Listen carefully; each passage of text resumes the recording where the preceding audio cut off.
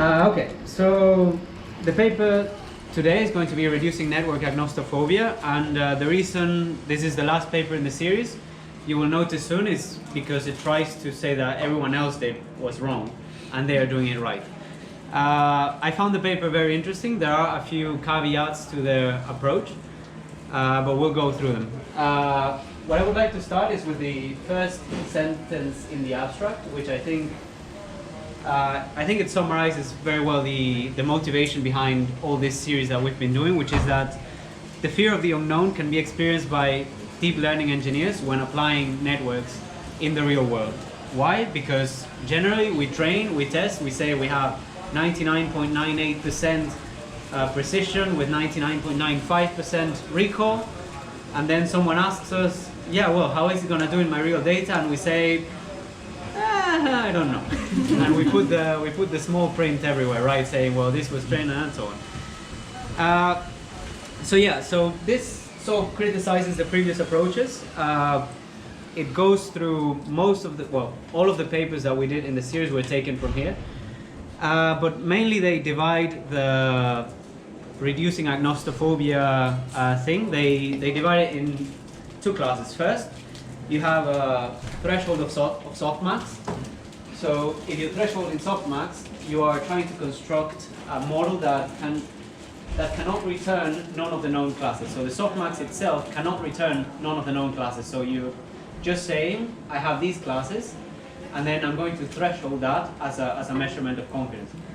And the other problem with the previous, the other previous approaches also try to add an additional background class. So a class called this is garbage, and then you train that garbage class. But that only addresses the known unknowns, okay? And in truth, the open set problem is a lot bigger than what you know you're not classifying. So the start of the paper is actually quite interesting, and if you went through the paper, I think the introduction is is very good at giving motivation.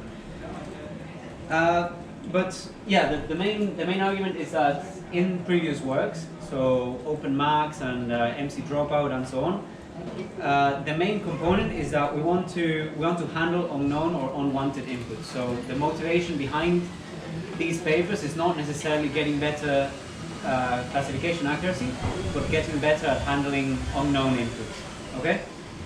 And the goal of this paper is they want to improve the ability to classify correct classes while reducing the impact of the unknown inputs. Okay, so they have a more bold approach in that they also want to improve classification accuracy. Yep. No, just on a point of clarification, are we still operating, for anyone that was or wasn't here, are we still operating on a 4-square matrix? So we've got known knowns, we've got known unknowns, we've got unknown knowns, we've got unknown unknowns? Yes. Yes. That's it. Yeah, that's it.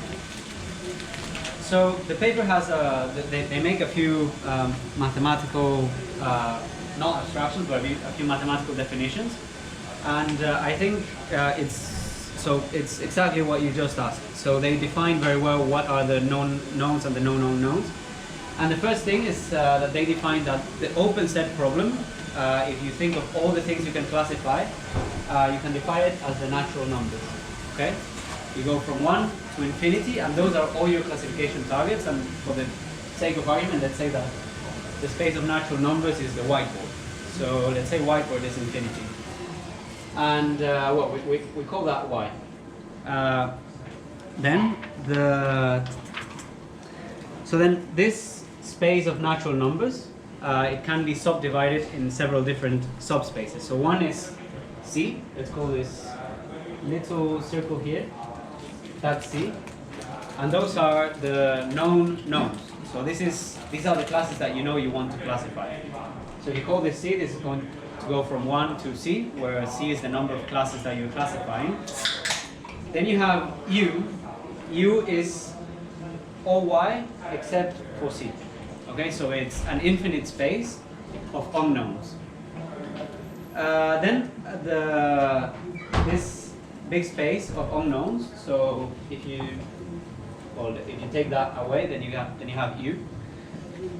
And then that can be subdivided again in another small space here called B.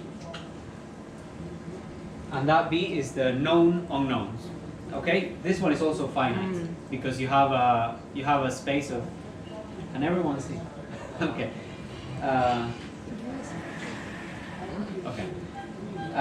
So you have B, which is the known unknowns.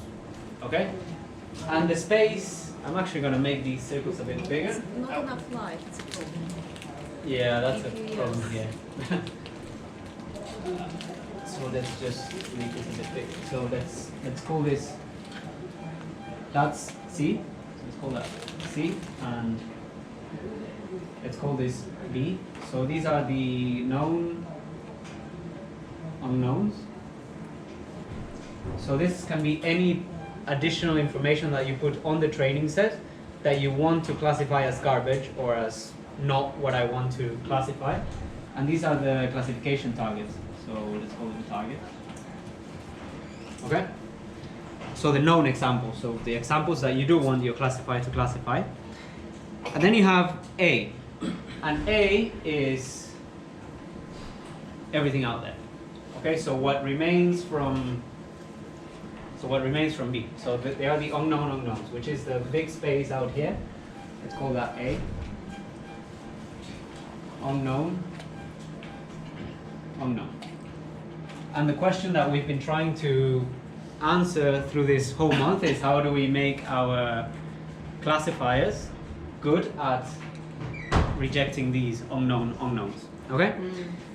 So in the paper they divide each of these in training and test sets. So C, you're going to divide it in training. They call it D prime C and then DC. So that's train and test.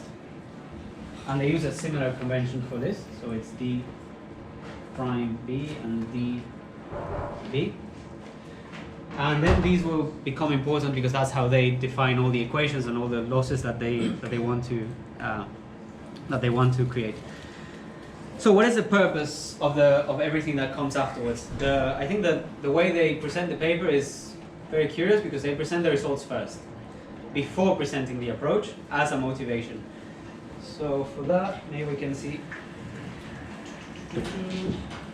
So what they argue is that when they are training samples from the background, so D prime B, you do not want to add an additional softmax output, so you do not want a garbage class, but instead you want that the activation, the softmax activation for that class has high entropy and low values and low magnitude. Okay, so in that sense they define two losses. One is called the entropic open set loss, which is designed to maximize the entropy in the softmax response on this set.